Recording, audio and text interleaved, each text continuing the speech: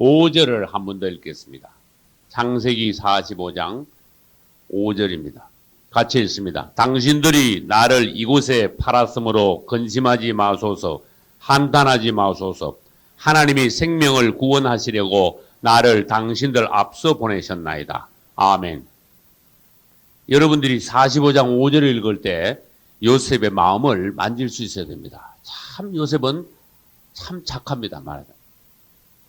그는 형제들에 대해서 조금도 감정이 없었어요. 그는 형제들을 오히려 위로했습니다. 나를 애굽에 팔았다고 근심하지 마세요. 두려워하지 마세요. 내가 보복할까? 염려하지 마세요. 그랬어요. 그 다음에 한탄하지 마소서. 그리고는 요셉은 하나님을 높였어요. 할렐루야. 5절 하나님이 생명을 구하시려고 나를 당신들 앞서 보냈습니다. 요셉이 굉장히 깊은 사람이지요. 하나님의 어떤 섭리, 그분의 계획, 역사하심을 보고 있는, 깨닫고 있는 거예요. 여러분들이 무슨 어떤 사건들이 있고 어떤 일들이 아주 복잡하게 나갈 때, 어려운 일들이 계속되고 할 때 거기서 하나님의 계획이나 뜻을 볼 수 있다면은 여러분들은 요셉을 닮은 거야. 그런데 요셉이 형들에 의해서 배반당하고 팔렸지요. 보디발 집에 가서 종살이 했지요. 억울하게 당해가지고 감옥에 갔지요. 이럴 때 우리는 잘못하면 어떻게 돼요? 이만 갈게 돼. 막 감정으로 막 분만 나게 돼. 넌 나가기만 나가라. 그냥 안 둔다든지.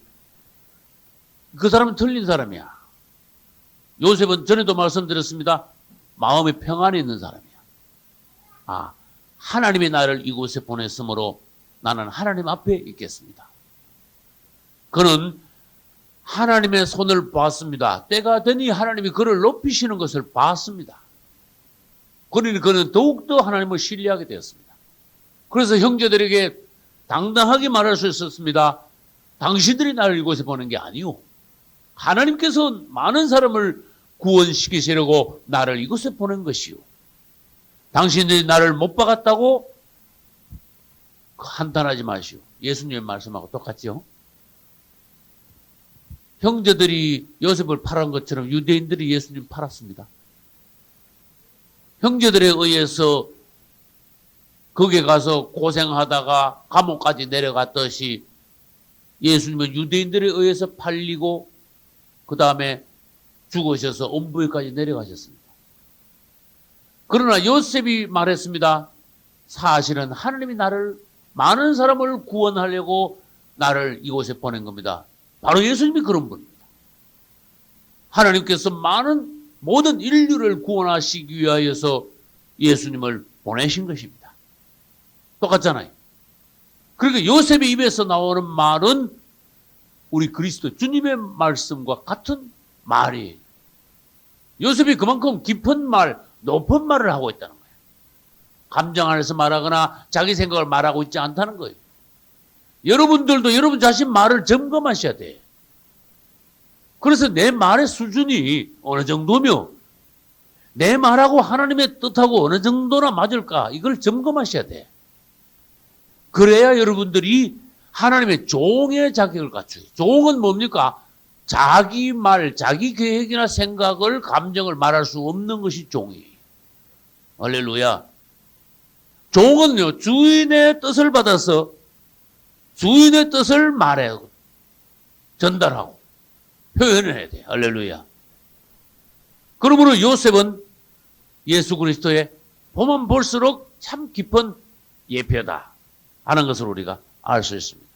요셉은 하나님을 8절에서 5절에서 높이고 8절에 가서 또 높이 그런즉 나를 이리로 보낸 자는 당신들이 아니요 하나님이시라. 할렐루야.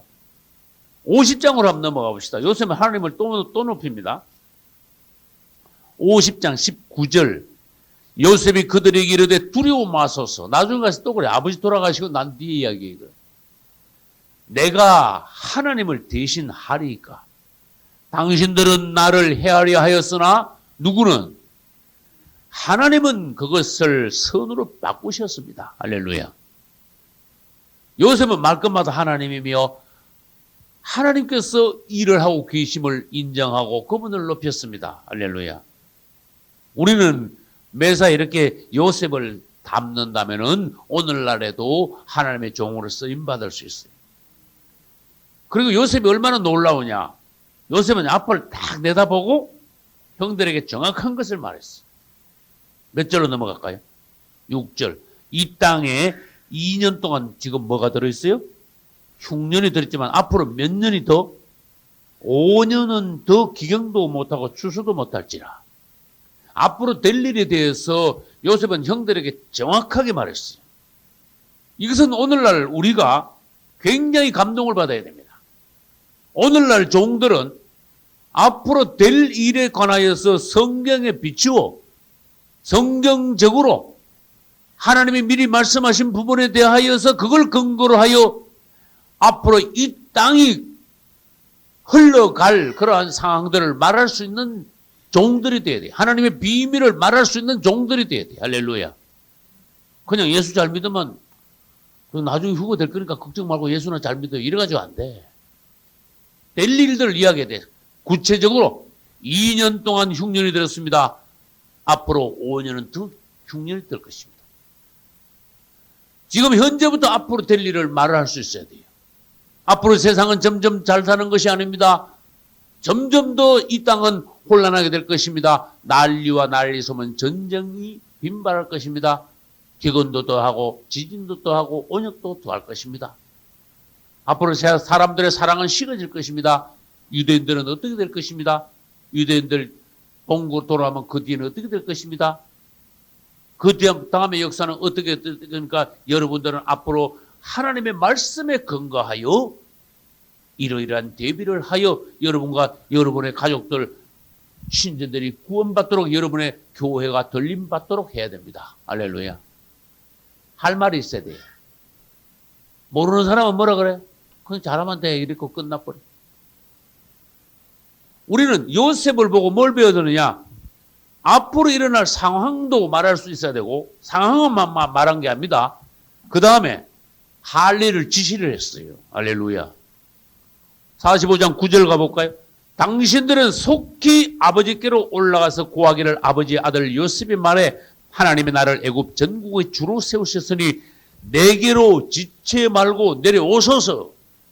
가족들을 모으라 그랬어요. 앞으로 5년 더 극심한 흉년에 오니까 당신들은 빨리 돌아가가지고 가족들을 모두 모아서 내게로 오소서. 온단 말은 이곳으로 모이소서. 그러면 10절 끝에 가면은 아버지의 양과 소와 모든 소유가 고센 땅에 있어서 나와 가깝게 하소서. 그러면 내가 어떻게 한다고요? 11절에 가면 흉년이 아직 5해가 있으니 내가 거기서 아버지를 복양하리다. 할렐루야. 종들이 앞으로 될 일을 말할 뿐만 아니라 뭐도 말하라고요? 해야 할 일을 말하고 마지막 때 가면은 모이라고 말할 수 있어야 돼. 알고는 어떻게 해요? 모인다. 유대인들은 어떻게 된다 앞으로? 모인다. 가라지는 또 어떻게 될까? 가라지도 가라지대로 또 모인다. 그래서 상황을 앞으로 돌아갈 상황을 이야기하고 그 다음에 뭐예요? 해야 할 일도 말할 수 있고 지시할 수 있고 사람들을 배치하여 마지막 때를 준비시킬 수 있어야 되고 사람들을 관리하여 반드시 해야 할 일들을 종들을 배치하여 마지막 때 적그리스도를 대항하여 우리가 주님 오시는 날까지 믿음으로 살아남는 길을 제시할 수 있는 종들이 되셔야 돼요. 할렐루야. 그런 종들이 앞으로 필요하다고 말이에요. 그래서 지금 하나님 앞에서 깊이 주님과 만나 주님의 비밀을 듣지 않는 종들은 마지막 때 가면요 할 말이 없어. 모르면 할 말이 없는 거야. 그럼 끝에 가서 쓸데없는 소리만 하고 심지어 싹군 종들 중에 적그리스도를 누군지 모르고 따라가라 하고 그 표는 경제적인 표니까 받아도 괜찮다 그러고 완전히 양들 데리고 그냥 지옥으로 가는 종들도 얼마든지 나올 수 있어요. 우리는 정확하게 알아야 됩니다. 주님 안에 가운데 상황을 판단하고 그 다음에 그 상황에서 할 일을 지시할 수 있어야 되고 할렐루야. 이 요셉은 참으로 현명했어요. 상황을 말하고 할 일을 말했습니다. 이곳으로 모이면 내가 봉양하리이다. 할렐루야. 여러분들이 마지막 때 가면 할 일을 말하고 사람들에게 지시하고 여러분들이 많은 사람들을 영적으로 봉양할 수 있는 종들이 돼야 돼요. 성도의 환난 때 우리는 모여 살아야 됩니다. 성도의 환난을 지금 종들이 그 상황을 인식하고 어떤 단계까지 가면은 모든 것을 놓고 성도들이 이제는 한 군데 모여 환난을 통과하기까지 공동생활을 해야 된다는 것을 보여줄 수 있어요. 성경에 공동생활이 있을까요? 없을까요? 성경에는 공동생활을 한 적이 있어요. 이전에 있었던 것을 보고 장차 앞으로 성도의 환난 때 이렇게 살아라 하고 주님이 보여줬어요. 사도행전으로 가봅시다. 사도행전 2장.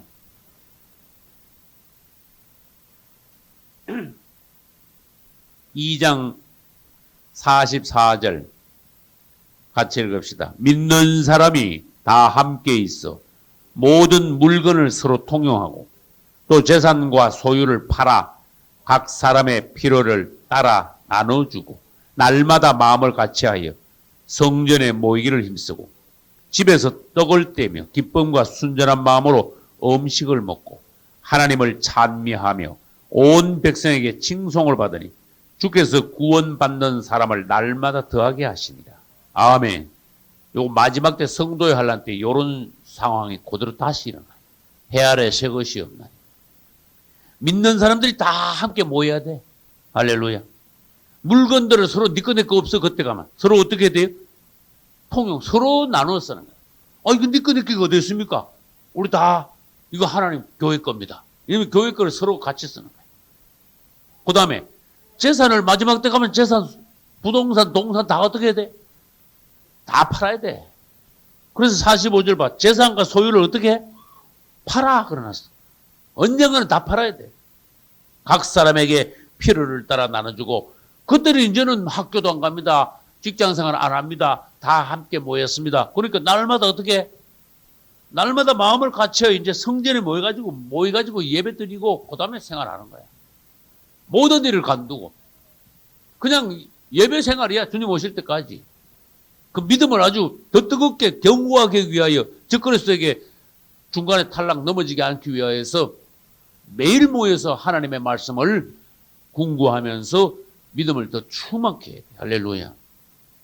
그러니까 기쁨과 순전한 마음으로 음식을 먹고 하나님을 찬미하더라. 할렐루야. 이게 약 1900 몇십 년 전에 초대교회 때 공동생활하는 장면인데 또 더 나옵니다. 4장으로 한번 가볼까요? 4장. 사도행전 4장 32절. 같은 모습이 또 나와. 32절. 믿는 무리가 한 마음과 한 뜻이 되어 모든 물건을 서로 통용하고 제 재물을 조금이라도 제 것이라 하는 이가 하나도 없더라. 아멘. 이것도 공동생활의 본이 앞으로 이런 공동생활이 이제 성도의 환난 때 있게 될 것입니다.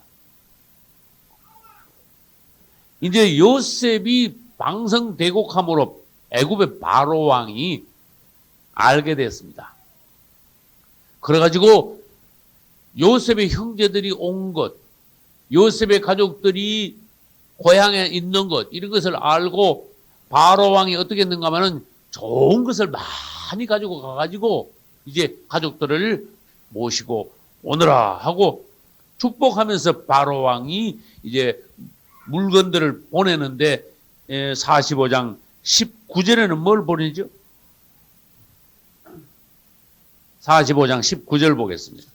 바로 왕이 이제 명을 받았으니 이렇게 하라. 이건 바로 왕의 말이.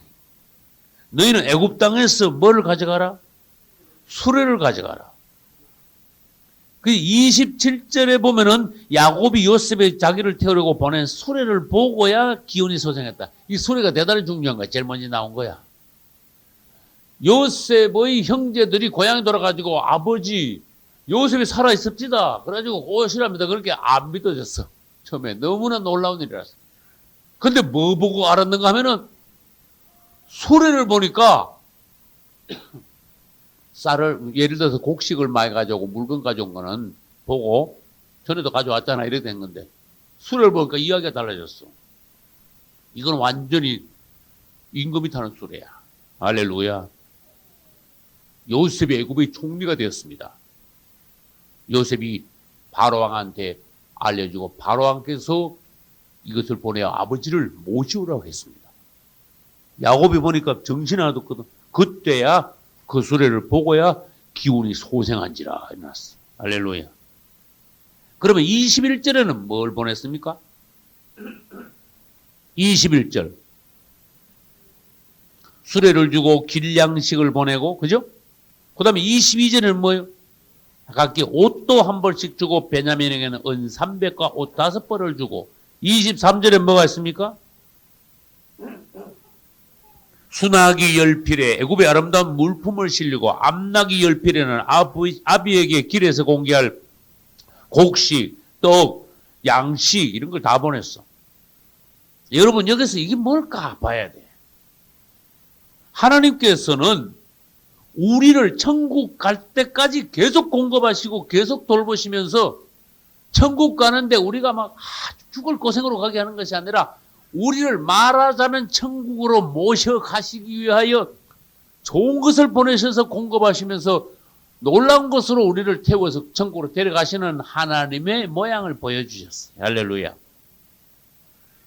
이제 바로왕이 수레를 보내고 그 수레를 보고만 봐도 놀랬지만은 그 애굽에서 나오는 모든 아름다운 풍성한 놀라운 물건들과 음식들을 보낸 것은 너희들이 이처럼 놀라운 땅으로 오는 것이다 하고 맛보기를 보여준 거야. 이거 보고 너희들이 갈 땅이 어떤 땅인가 보라 이거야. 할렐루야. 그리고 그 수레를 보낸 거 보니까 네가 이 수레를 보낸 바로 왕이 너희들을 어떻게 대접했는가 이 수레만 봐도 벌써 알아라 이거야. 이건 마치 앞으로 우리가 천년왕국을 들어가게 되는데 여러분 이 비유를 하면 어떻게 되는가 하면 이스라엘이 가나안 땅에서 애굽으로 지금 가는 것은 우리가 성도들이 천년왕국에 들어가는 것의 비유예요. 그래서 우리가 천년왕국에 들어갈 때 주님께서는 우리를 어떻게 대접하시는가?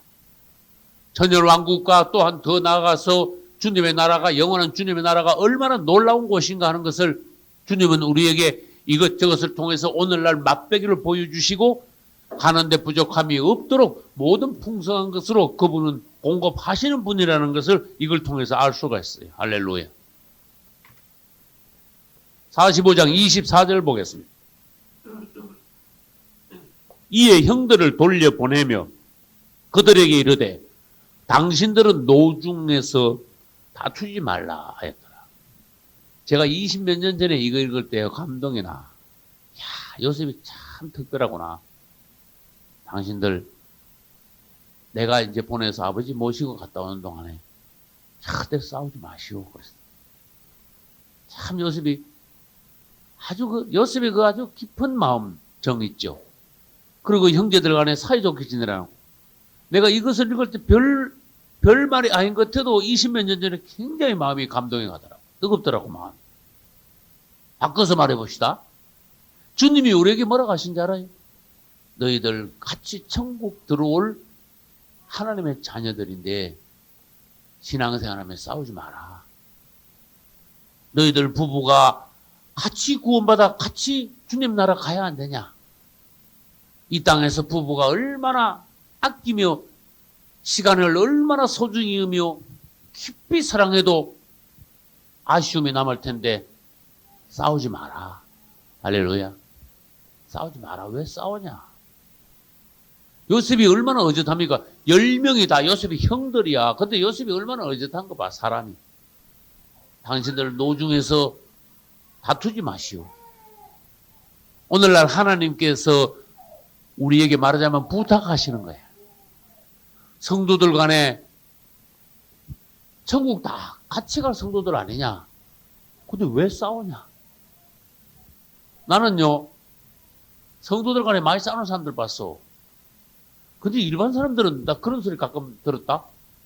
안 믿는 사람들은요, 싸우고 기분 나쁘면 술 한잔하고 들들 턴대. 근데 예수 믿는 사람은 끝까지 원수가 된대. 한번 털어져 버리면은. 성질이 더 고약하다 이거지. 더 꽁맥혔다 이거지. 근데 내가 그걸 생각하니까, 이야, 그 천국에 들어가려고 맘먹은 사람들일 텐데, 그 둘이 끝까지 싸우고 끝까지 원수되면 둘 다 못 가는 건가? 그 둘 중에 하나가 안 가는 건가? 왜? 둘 다 가면 문제가 많이 생기는 거야. 그렇죠? 둘 다 가면 천국 가서도 또 막 거기 가서 만나가지고 하나님 앞에서 막 씩씩거리고 있으면 그거 천국 분위기 다 베린단 말이야. 그래서 내가 상식적으로 생각해도 저 끝까지 싸우는 사람들, 화해 안 하는 사람들은 둘 다 천국 못 가든지 둘 중에 하나는 못 갈 거다. 나 아무튼 그런 판단이 들더라고. 내 생각은 그렇죠. 그래서 어떻게? 싸우지 마라. 또 싸우지만 말아서는 안 됩니다. 싸우는 사람들끼리 분명히 화해를 해야 하나님 앞에 뭐요? 땅에서 뭐 한 것이 매면 하늘에서도 매고 땅에서 풀려야 하늘에서도 풀리는 거예요. 이 법칙을 여러분들은 인정하셔야 돼요. 그래서 원수제고 맺힌 거는 반드시 풀어야 하나님 앞에서 여러분하고도 하나님하고도 풀리는 거예요. 그래서 요셉이 말한 거는요, 참 오늘날 우리에게 주는 교훈이에요. 당신들은 노중에서 다투지 말라. 할렐루야. 이제 요셉이 형제들을 보냄으로써 야곱은요, 이야, 꿈도 못 꾸었는데 놀라운 소식을 들었어요. 형제들이 와가지고 아버지에게 요셉이 살아있다는 소리를 했습니다. 그 장면을 한번 볼까요? 25절. 그들이 애굽에서 올라와 가나안 땅으로 들어가서 아비 야곱에게 이르러 고하여 가로되 요셉이 지금까지 살아있어 애굽 땅 총리가 되었더이다. 도무지 야곱이 어떻게 됐을까? 그들을 믿지 아니함으로 기세가 되니 도저히 못 믿을 말이야. 여러분 몇 년 됐는가 계산해 보셔야 돼. 무슨 말인지? 요셉은요 약 17세에 어떻게 됐어요? 17세에 아버지를 떠나서 죽었어. 말하자면 요셉이 17살 때 야곱한테는 요셉이 죽었어. 맞죠? 그래가지고 30세에 뭐가 됐어요? 총리가 됐는데 풍년이 몇 년 들었어요? 7년 들었고 그 다음에 또 흉년이 또 몇 년 들었어요? 2년. 요때야 지금 요때. 계산을 해보면 계산이 나와. 아무튼 30세에 총리가 돼가지고 총리 되고 난 뒤에도 9년 동안 안 알렸어 아버지한테. 이야 요셉이 굉장히 깊은 사람이에요. 우리는 좀 높아지면요 막 동네방네 알리고 막 그냥 자기 이름 날리느라고 바쁠 거야. 요셉은 가만히 있었어요. 왜? 하나님이 때가 있다 모든 것이. 그래서 39세에 가서 요셉은요 자기 아버지에게 자기가 살았다. 애굽의 총리라는 것을 알렸어요. 할렐루야. 그러면 여러분 22년 뒤에요. 맞아요? 22년 뒤에. 이게 믿어지겠습니까? 그 야곱이 얼마나 놀랐는지 이게 도무지 그게 무슨 말이냐 꿈이냐 이게 생기시냐. 그런데 뭘 보고 알았다고요? 아까 말했죠. 물건 보고 모르겠는데 술을 보니까 정신이 돌아온 거야. 이거 말하자면 요셉이 보냈습니다. 그랬어요. 이거 타고 아버지 모시오랍니다. 그랬어요. 너무나 놀랍죠. 그래서 야곱도 아들로 인하여 많은 고통을 당하고 야곱도 하나님 앞에 평생 동안에 말하자면 단련받고 얻어맞고 부러지고 마음의 보물을 하나씩 도씩 빼앗기고 그러는 중에 마지막 베냐민을 놓을 때에 요셉은 완숙한 사람이 됐어요. 내가 아들을 잃으면 잃으리라. 마지막 다 낳았어. 그럴 때 주님께서는 야곱을 완전히 익히시고 이제는 야곱은 옛날 모습은 싹 사라졌습니다. 이제는 야곱 안에 그리스도의 형상이 나타나고야 말았습니다. 여러분 다시 말합니다. 성경에 이런 구절을 볼 때 여러분에게 아주 사모하는 마음이 있어야 돼요. 하나님 앞에 나와서 여러분 얼떨었을 때 아버지 나는 너무나 부족합니다. 너무나 미숙합니다. 내가 야곱의 말년을 보니 너무나 사모됩니다. 나도 주님 사람을 만들어 주소서. 주님의 손 안에서 내가 익어진 사람이 되게 하소서. 할렐루야. 이제 야곱이 요셉의 소식을 듣고도 너무 기뻐하지 않고 묵에 있는 야곱이요.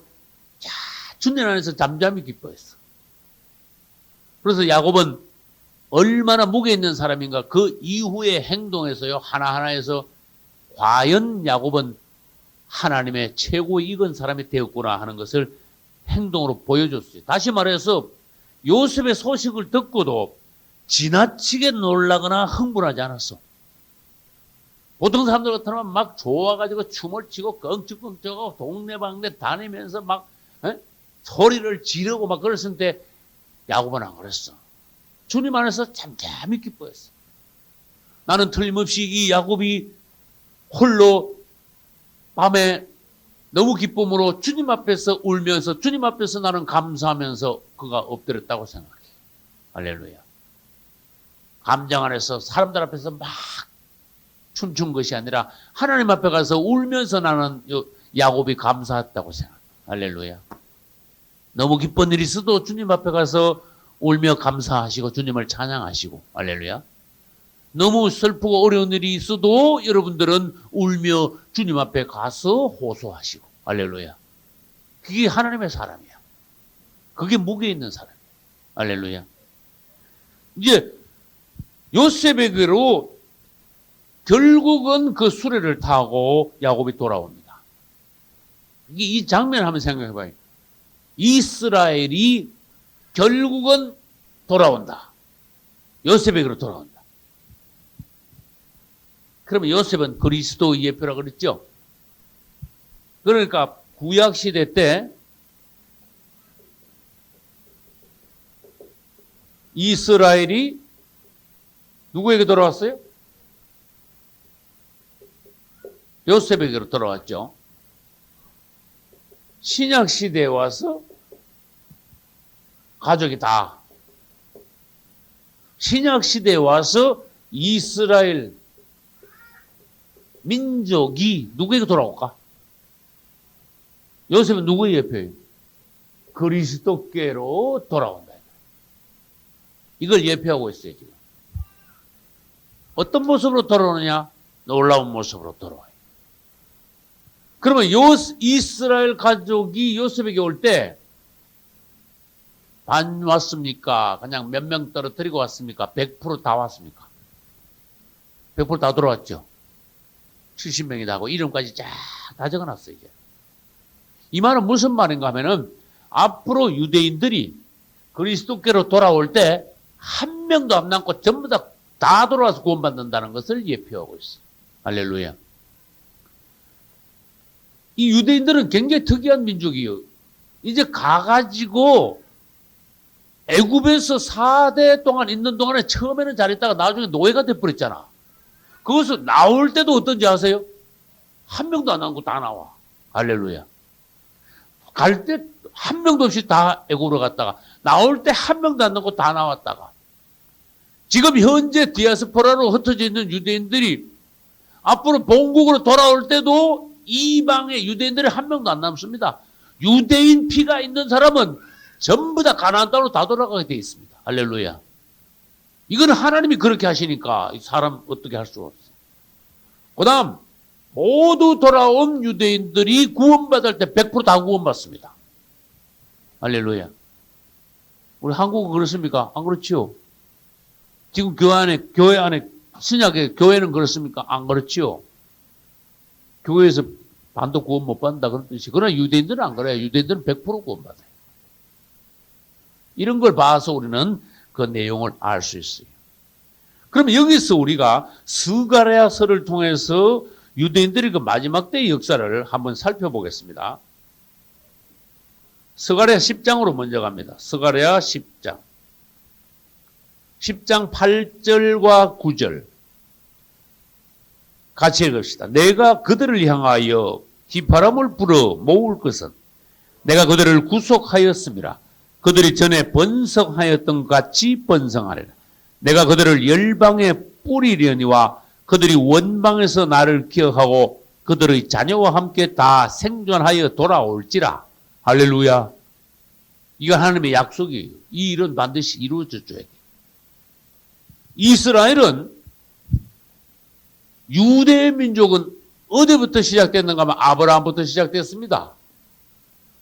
아브라함 이전에는 이스라엘이라는 이름이 없습니다. 이스라엘 민족은 아브라함에게서 시작됐어요. 아브라함이 이삭을 낳고 이삭이 야곱을 낳고 야곱이 12형제를 낳았는데 이것을 12지파라고 합니다. 이 12지파가 야곱과 12지파가 어디로 갔어요? 애굽으로 갔습니다. 애굽으로 가서 4대 만에 나왔는데 4대 만에 나온 것을 출애굽이라 합니다. 그들은 홍해를 건넜습니다. 광야에서 몇 년? 40년 단련받고 그 다음에 요단강을 건너서 어디를 들어갔어요? 가나안에 들어갔는데 이게 하나님이 정하신 땅이야, 약속하신 땅이야. 들어갔어요. 그러나 가나안 땅에서 사사시대를 거쳐 그 다음에 사울왕, 다윗왕, 이것을 왕정시대라 그래요. 왕정시대. 왕정시대에서 어떻게 됐죠? 막 내려가다가 결국은 망해서 어디로 포로로 잡혀가 성전을 건축하고 이제 신구약 중간시대에 들어가. 신구약 그 사이에는요, 공간이 300~400년이라는 공간이 있어요. 성경 기록 없이 그 많은 세월이 그냥 지나가는 거야. 그러고 난 뒤에 예수께서 오셨습니다. 이스라엘 사람들은 그리스도를 배척하고 그분을 십자가에 못 박았습니다. 그러고 난 뒤에 AD 70년이 돼가지고 로마 장군 티투스가 예루살렘으로 쳐들어가 이스라엘 사람들, 거기 있는 사람들 거의 다 죽였습니다.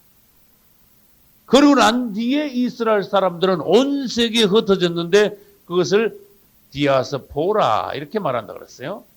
디아스포라. 근데 하나님께서 말씀하시기를 오늘 스가랴서 몇 장?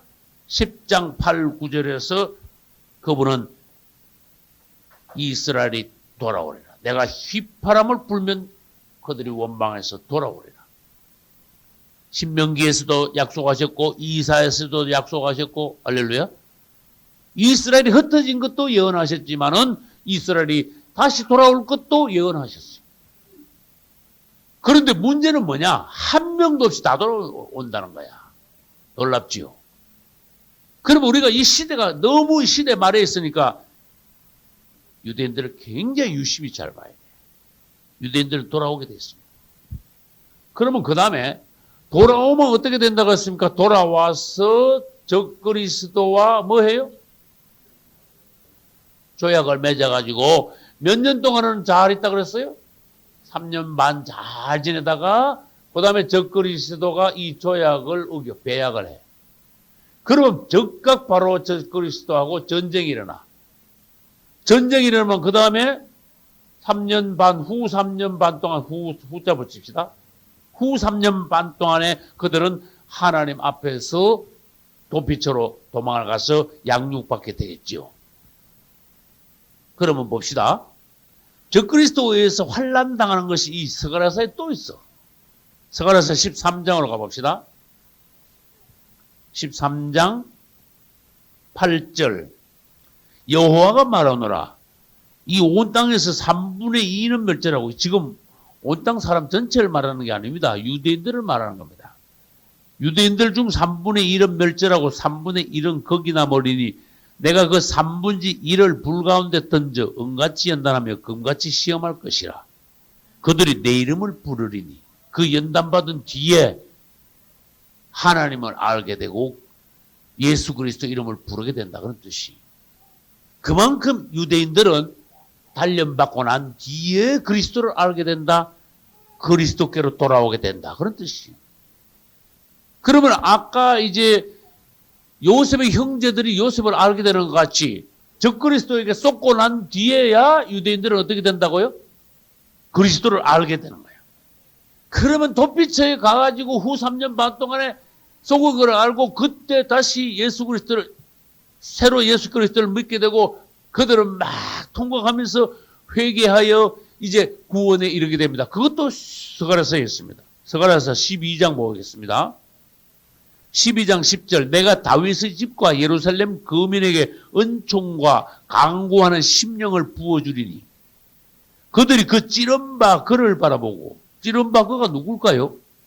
자기 조상들이 죽인 십자가에 못 박은 예수 주님을 이제 영안에서 바라보게 됐어. 그를 위하여 애통하기를 독자를 위하여 애통하듯 하며 그를 위하여 통곡하기를 장자를 위하여 통곡하듯 하리라. 이게 아기를 잃은 어머니 그 애끓는 심정 그런 심정으로 막 통곡하며 회개하는 유대인들의 마지막 때의 모습이.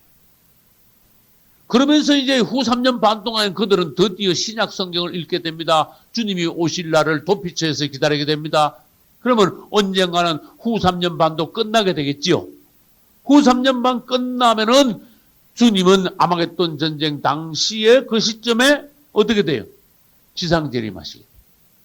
지상재림하시는데 어디로 내려오시는가 하면 그분은 유대인들이 도피하고 있는 그 근처 예루살렘 앞동편 감람산으로 그분은 내려오시는 거예요. 그러면 그것도 14장에 있습니다. 14장으로 가보겠습니다.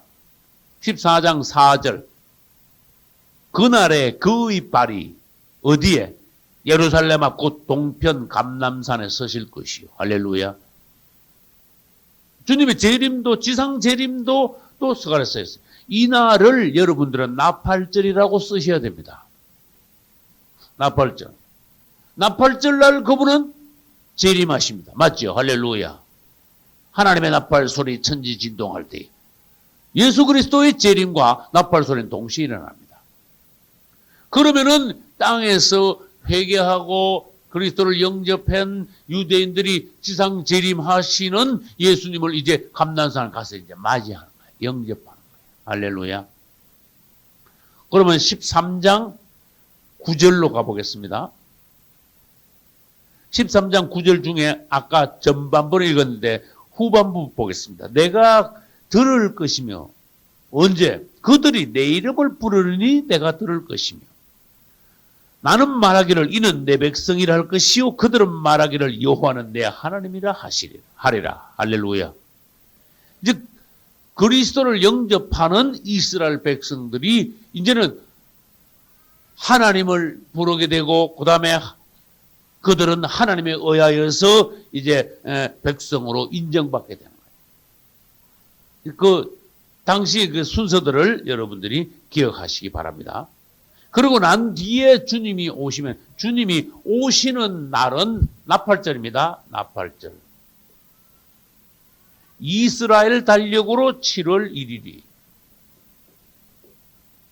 그리고 주님이 이제 오셔가지고 예루살렘을 정돈하시고 난 뒤에 이 유대인들이 이제 주님 앞에 정식으로 전체가 이제 속죄를 받아. 속죄일. 이건 7월 15일이 돼요. 2주 뒤에. 주님께서 지상 재림하시고 2주 뒤에 유대인들은 전부 다 이제 속죄함을 받게 됩니다. 스가랴 13장 1절 보겠습니다. 속죄일에 대한 말씀이 있습니다. 그날에 속죄일이야 이제. 죄와 더러움을 씻는 셈이 다윗의 족속과 예루살렘 거민을 위하여 열리리라. 할렐루야.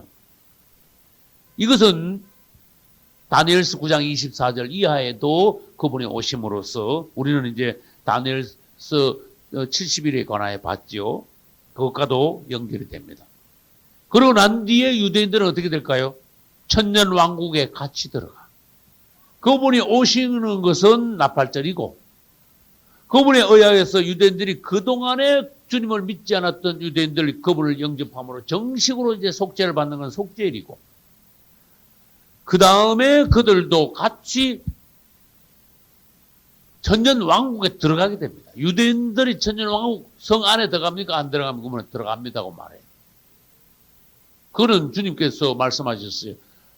내가 내려와서 이 땅을 통치할 때 너희들도 같이 철장으로 이제 이스라엘 12지파를 다스리려 하고 주님께서 제자들에게 예언하신 것이 있습니다. 그다음에 뭔가 하면 천년왕국에 들어가죠. 천년왕국에 들어가는 그 절기가 뭔가 하면 따라서요. 장막절은 8월 15일이야. 그럼 우리는 알 수 있어요. 주님이 7월 1일 날 이스라엘 달력으로 7월 1일 날 재림하십니다. 땅에. 그분이 7월 15일 날 유대인들을 다 속죄하십니다. 그러고 난 뒤에 8월 15일 날 천년왕국이 시작되는 날입니다. 할렐루야. 천년왕국은 다른 말로 장막절입니다. 수장절. 그래서 천년왕국은요, 말하자면 하나님의 장막에 비유가 돼. 예루살렘도 결국은 하나님의 장막에 비유가 돼. 할렐루야. 이제 우리는 이러함으로써 이제 창세기 45장에서 이스라엘이 이제 유대인들이 요셉에게 돌아오는, 야곱의 가족들이 요셉에게 돌아오는 장면을 보았습니다. 이제 우리는 46장으로 넘어가겠습니다. 46장, 창세기 46장. 46장의 1절부터 7절까지 이제 이스라엘의 애굽으로 내려가는 장면을 읽어보기로 하겠습니다. 같이 읽습니다. 이스라엘이 모든 소유를 이끌고 발행하여 브엘세바에 이르러 그 아비 이삭의 하나님께 희생을 드리니 밤에 하나님이 이상 중에 이스라엘에게 나타나시고 불러 가라사대 야곱아 야곱아 하시는지라. 야곱이 가로되 내가 여기 있나이다 하매 하나님이 가라사대 나는 하나님이라. 내 아비의 하나님이니 애굽으로 내려가기를 두려워 말라. 내가 거기서 너로 큰 민족을 이루게 하리라. 내가 너와 함께 애굽으로 내려가겠고 정녕 너를 인도하여 다시 올라올 것이며 요셉이 그 손으로 내 눈을 감기리라 하셨더라. 야곱이 브엘세바에서 발행할새 이스라엘의 아들들이 바로의 태우려고 보낸 수레에 자기들의 아비 야곱과 자기들의 처자들을 태웠고 그 생축과 가나안 땅에서 얻은 재물을 이끌었으며 야곱과 그 자손들이 다 함께 애굽으로 갔더라. 이와 같이 야곱이 그 아들들과 손자들과 딸들과 손녀들 곧 모든 자손을 데리고 애굽으로 갔더라. 아멘. 그리고 8절 이하에는 애굽으로 내려간 가족들의 이름을 일일이 다 적어놨습니다. 어디까지 적었는가 하면은 26절까지 적고 46장 27절에는 애굽에서 요셉에게 낳은 아들이 2명이니 야곱의 집 사람으로 애굽에 이른 자의 도합이 몇 명이더라? 70명이었더라. 이렇게 이제 70명이 가나안 땅에서 애굽까지 모두 다 이주를 한 것은 오늘날로 신약적으로 비유하면은 우리가 천년 왕국에 들어가는 것에 비유할 수 있습니다. 질문합니다. 이제 요셉이 아버지 태워오라고 청들을 쭉 보낼 때 요셉이 갔습니까? 안 갔습니까? 아버지 모시러. 요셉이 아버지 모시러 왜 안 갔을까요? 그동안에 총리되고도 9년 동안 알리지 않은 요셉이 아버지 모시러 올 때도 형들을 그냥 보냈어. 그래서 모셔오라고 했어. 할렐루야.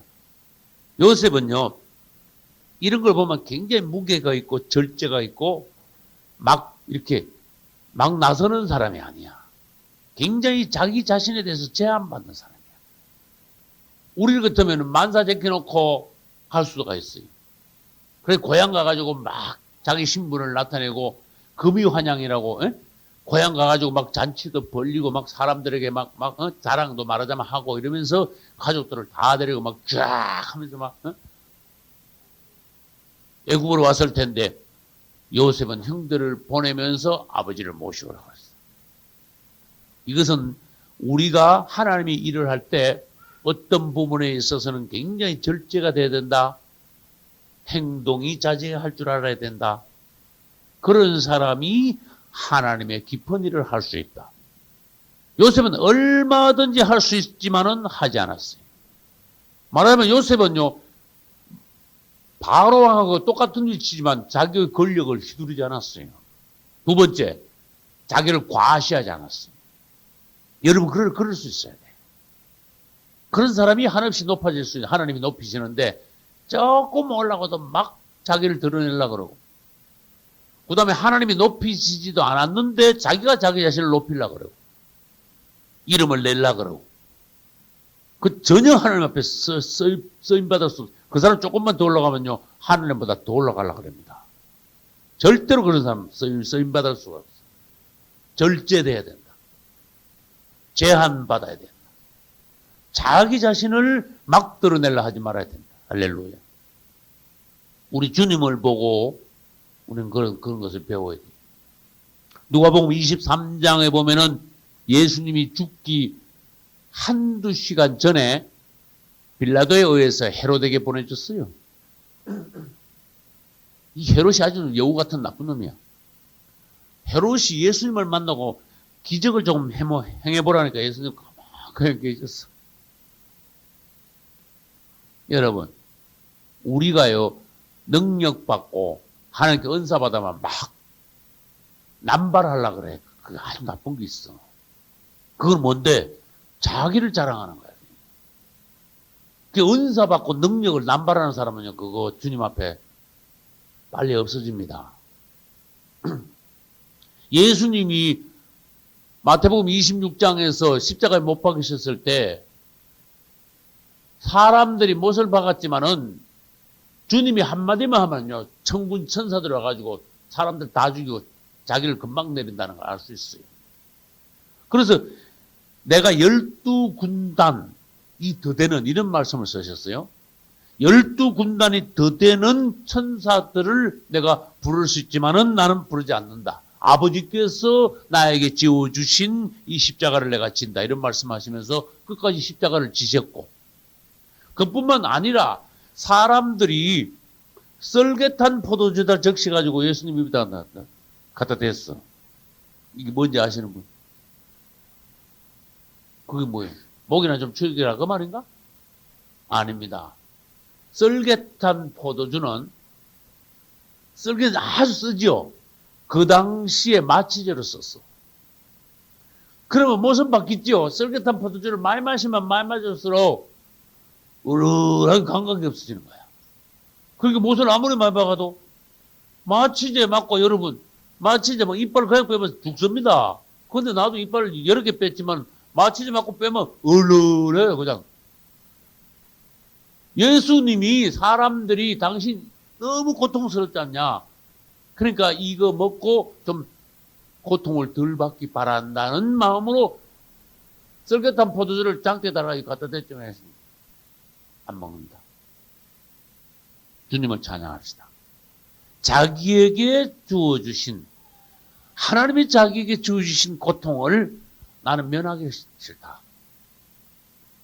우리는 고통당할 때 자꾸 면하려고 그러고 빨리 지나가게 해달라고, 사람들이 나 고통당하는 거 좀 알아줬으면 좋겠다는 거, 이런 거 있죠. 그거는 뭔가 하면은 썰개탄 포도를 자꾸 더 달라는 소리고, 빨리 그냥 내가 면하려고 그러고, 그 다음에 내가 이 고통당하는 것을 은근히 또 사람에게 알리면서 어떤 동정을 구하려는 거고, 이건 완전 수준 이하야.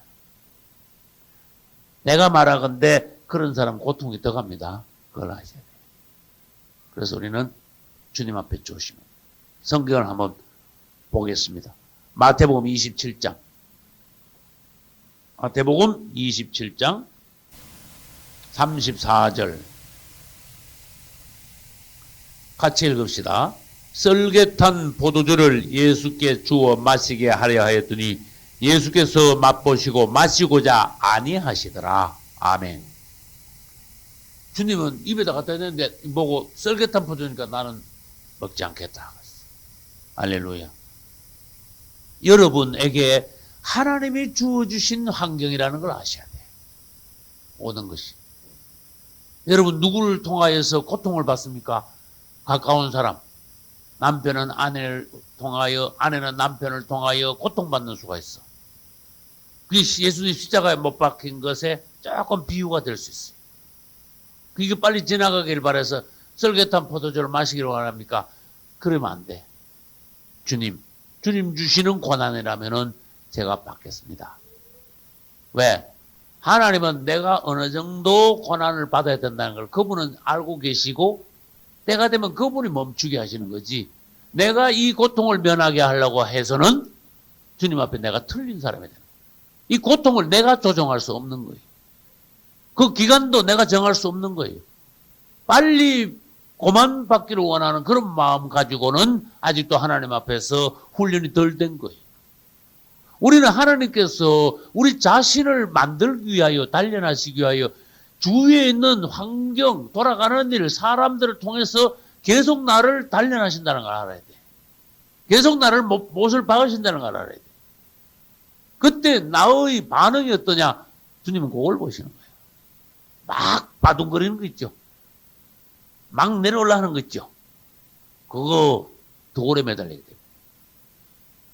그리고 이 고통을 면하고 싶어 하는 거 있죠. 썰개탄 포도 좀 마시고 싶은 마음이야. 남에게 알리려는 마음이 있지. 동정받고자 하는 마음이야. 다 하나님 앞에 불합격이야. 끝까지 그러면은 그 사람은 하나님 사람은 못 돼요. 이거를 주님이 주신 십자가라면은 십자가에 항상 머물 수 있어요. 언젠가는 주님이 이걸 통과하게 하신다면은 통과함으로 주님을 찬양해. 할렐루야. 근데 마태복음 14장 보면 이 헤롯이라는 이 나쁜 왕은 자기가 왕이라 가지고 막 휘둘러 버렸어. 할 수 있는데도 안 하는 것은요, 그 사람이 절제된 거예요. 할렐루야. 여러분, 할 수 있는데도 안 하게 한번 해봐, 자기 자신은. 자꾸 그런 함으로써 여러분 자신을 제한시키고 절제시키는. 할 수 있는데 하려 그러면요, 어떤 때로 와서 마귀가 와서 해봐 그래. 그때도 마귀가 시키는데도 하게 돼. 마귀 앞에 춤추는 게 돼. 이걸 조심해야 되는 거예요. 우리 주님은 마귀가 와서 당신이 하나님의 아들인 걸 내가 안다. 당신은 분명히 이 돌로 떡도 만들 수 있다. 당신이 지금 40일 금식했으니까 얼마나 배고프냐. 당신이 하나님의 아들인 걸 증명하면 해버려라. 이 돌로 떡을 만들어 먹으라 그럴 때 NO! 그랬어, 주님은. 그분은 돌로 떡을 왜 못 만듭니까? 천지도 창조하셨는데. 파도도 잠잠케 하시는데. 그러나 마귀가 시킬 때는 NO! 할렐루야. 근데 사람들은요, 마귀가 시켜도 막 춤을 춥니다. 마귀가 한번 해보라고 하면, 그렇지, 내가 이거 못할 줄 알아. 그러면 팍 해버립니다. 나중엔 결국 마귀 장단에 놀아나는 종이 돼, 마귀 종이 돼. 능력도 함부로 행하면 안 된다는 거. 마귀가 시키가 능력 행해서는 안 된다는 거. 그 뒤에 뭐가 찾아옵니까? 자기 과시가 와, 틀림없이. 예수님 보고 성경 꼭대기 뛰어내려 그랬어요. 뛰어내리는 게 뭔지 아세요? 틀림없이 당신은 뛰어내려도 죽지 않는다. 왜? 천사가 틀림없이 당신 발밑을 받쳐서 전혀 다치지 않고 하지 않을 것이다. 그 말은 맞아. 그러나 그 뛰어내려가지고 안 다치는 게 이게 뭐냐? 인간적인 어떤 과시야. 허영. 사람들에게 내가 이 정도다 하는 것을 한번 날려라. 당신 자신을 한번 보이라 이거지. 마귀가 그렇게 시킬 때는 여러분들 단호하게 노해야 돼요. 하나님이 시키신다면은 10가지라도 아멘 하고 계속해야 되는데 이거를 분별하는 게 뭐냐? 그게 영분별이라는 거야. 그래서 여러분들이 매사의 말이나 행동에 있어서 잘못하면은 마귀 장단에 놀아난다. 요거를 판단할 수 있을 정도가 되면은 성숙한 종입니다. 할렐루야. 야곱은 출발할 때 뭘 했는가 하면은 야곱은 출발할 때 제사를 먼저, 하나님께 제사를 먼저 드렸어요. 이야, 놀랍지요? 여러분 뭐 할 때 예배를 먼저 드리시는 할렐루야. 무슨 일이든지 하나님께 예배 드리는 습관이 먼저 있어요. 할렐루야. 중요한 일이 있을 때나 하루를 시작할 때나 여러분 하나님을 먼저 찾는 것, 이것은 이 성경에서 야곱이 얼마나 익은 사람이 됐다는 것을 말하는 거예요. 그렇게 예배를 드리니, 제사를 드리니 하나님이 오셔가지고 야곱을 위로했어요. 야곱아, 나는 너희 애비 이삭의 하나님이다. 다른 데를 보면 너희 조부 아브라함의 하나님. 그래서 우리 하나님은 아브라함의 하나님, 이삭의 하나님, 야곱의 하나님이 되셨어. 너 두려워 말라. 애굽으로 내려가라. 그런 뜻이. 너는 반드시 큰 민족이 되어서 다시 거기서 어떻게 될 것이다? 반드시 나오게 될 것이다. 할렐루야. 그러면 본문을 다시 한번 보겠습니다. 반드시 어떻게 된다고요? 다시 나오게 될 것이다. 3절 중간부터 보겠습니다. 애굽으로 내려가기를 두려워 말라. 내가 거기서 너로 뭘 만든다? 큰 민족을 이루게 하리라. 그리고 4절 내가 너와 함께 애굽으로 내려가겠고 정녕 너를 인도하여 어떻게 될 것이다? 다시 올라올 것이다. 할렐루야. 그리고 너는 애굽에 가서 편안하게 죽게 될 것이다. 요셉이 그 손으로 내 눈을 감기리라. 마침도 애굽에서 야곱의 마침도 얼마나 놀라운 마침입니까? 편안하게 주님 앞에 돌아가게 될 것이다. 할렐루야. 제사를 드리니 하나님이 오셨고 하나님이 오시니 위로하시고 축복하시고 약속하시고 할렐루야. 이 애굽으로 내려가는 것은 놀라운 그림이에요. 하나님이 왜 가나안 땅에서 이스라엘을 축복하지 않으시고 애굽으로 왜 내려가게 하셨는가? 그래서 애굽으로 내려가서 하나님은 놀라운 계획을 갖고 계세요. 애굽에서부터 다시 나올 때 하나님의 능력을 보이십니다. 그분의 지혜가 어떤가 보이시고 애굽에서 나와가지고 광야를 통과하여 가나안 땅까지 가는 동안에 하나님은 놀라운 그림들을 보여주시면서 그것이 오늘날 신약에서 무슨 그림이에요? 그리스도인들의 구원의 어떤 그림을 그대로 마귀 손에서 나와가지고 구원받는 순간부터 시작해가지고 천국까지 들어간 그림을 그 과정을 세세하게 너무나 상세하게 모든 그림 장면들을 그림을 그렸어. 하나님은 출애굽을 통하여 가나안 땅까지 들어가는 그 과정을 통하여 주님을 찬양합시다. 주님은 대단히 놀라운 분이에요. 애굽에서 다시 나오게 될 거리라 그러셨죠. 출애굽입니다. 그리고 난 뒤에 이제 애굽에 들어가는 것이 얼마나 놀라운 것인가 보여주시는 거야. 애굽은 이스라엘로 말하면 애굽 이꼬르 태야 태. 여러분 맞습니까? 한번 생각해봐요. 이스라엘은 애굽으로 들어가야 돼. 애굽으로 들어가가지고 그 다음에 언젠가는 어떻게 돼야 돼? 나와야 돼. 그럼 잘 봐요. 애굽 전체는 태야. 이스라엘로 말하면. 무슨 태냐? 이스라엘 민족이 태어나는 태야. 그러면 이제 처음에는요. 몇 명이 안 갔어. 70명이 갔는데 나올 때는 얼마나 놀라운 줄 아세요? 200만 명 내지 300만 명이야. 그래도 내가 또 성경을 또 하면서 이걸 계산해 봤어.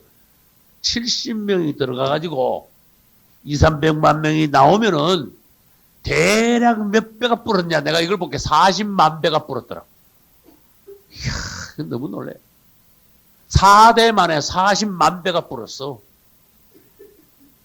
이건 정말 하나님의 역사가 아니면 이건 도저히 있을 수 없는 일이야. 그렇게 말하면은 애굽 전체는 텐데 태이면서도 이거 난자야. 이스라엘이 여기 들어간 것은 정자가 탁 잉태된 거하고 마찬가지. 거기서 어느 기간 동안 있으면 어떻게 됩니까? 잉태하게 돼. 잉태한 것이 뭐가 돼? 출산이 되죠. 질문합니다. 잉태가 딱 됐어. 그 다음에 어느 기간이 지나면은 여자들이 뭐 해? 입덧. 입덧부터 시작해. 여러분, 이게 뭔가 하면은 나는 우리 5자녀 놓으면서 우리 사모님이 입덧하는 거 나 처음부터 끝까지 5번을 다 봤어. 아, 그거 대단하더라고. 나까지 입덧 되려고 그러더라고. 아, 그거 너무 심하더라고. 처음에는요, 딱 들어갔을 때는 좋았습니다. 근데 웬걸 시간이 지나니까 입덧이 일어나기 시작했어. 이스라엘도 입덧이 일어났어. 웬걸? 요셉이 죽어버리니까 그때부터 입덧이 일어나는 거야. 이 애국 민족하고 막 알력이 일어나가지고. 근데 이 정자는 태안에 들어가가지고 막 흘러 그러네. 이스라엘은 여기 들어가가지고 애국에 들어가가지고 막 번식하네. 그러니까 애국 사람들이 막 이 놀라가 저게 왜 저렇게 크냐 막 나중에 노예를 삼았어. 입덧이 막 갈수록 더 심해져. 그래 나중에 막 출산을 하려니까 이게 더 어려워. 여러분 아기 낳는 게 이게 얼마나 어려운 일입니까?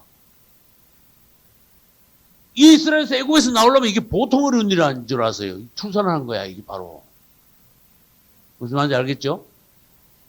이스라엘에서 애국에서 나온 거 출산. 그 다음에 우리가 영적으로 구원받는 것도 이거 뭐예요? 거듭나는 거니까 다시 출산한 거야. 근데 나오려니까 너무너무 어려워. 뭔가 우리는 그걸 알아야 돼. 아기가 나오려고 하면 안에서 잡는 세력이 있다는 걸 알아야 돼. 애굽은 못 가게 하는 거야. 그게 하나님은 막 계속 내리치는 거야. 10번을 내리치고 이 이스라엘이 나오기 위해서는 뭔가 죽는 역사가 안에서 있어요. 죽는 역사가. 그래서 애굽에 있는 모든 가정들마다 하나님이 내리쳐가지고요.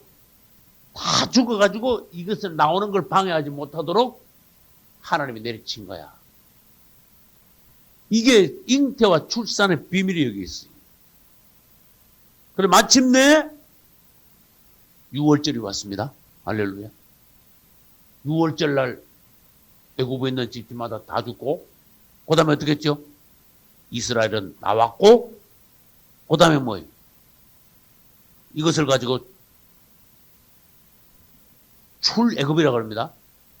나오긴 나왔는데 여러분 아기가 나오면은 아우 됐다 그럽니까? 그 다음에 뭐예요? 아기가 나오면 그냥 됐다 그러면 안 돼요. 딱 잘라야 돼. 뭘 잘라야 돼? 탯줄을 딱 잘라야 돼. 탯줄을 딱 잘라야 진짜 뭐예요? 아기가 완전히 엄마하고 분리됨으로써 그 태하고 분리됨으로써 나온 거야. 탯줄이 이스라엘 민족은 탯줄이 언제 잘렸는가 하면은 홍해를 건너므로 탯줄이 잘린 거야. 이걸 알아야 돼. 완전히 그하고 완전히 분리됐거든. 그러니까 홍해 건너기 전에는 탯줄이 아직 두리두리 달려있어. 무슨 말인지 이해를 가셔야 돼. 그하고 붙어 있는 거야. 아직도 애굽 땅 안에 있는 거야. 홍해 딱 건너는 순간 이스라엘의 탯줄이 잘림으로써 애굽하고 완전히 분리되어서 애굽에서 완전히 나온 거야. 할렐루야. 그래서 아까 그랬죠. 처음에 들어갔던 것보다도 40만 배가 불어났다는 것은 뭔가 하면은 처음에 작은 정자가 돼가지고 얼마나 큰 아기가 되어 나오냐.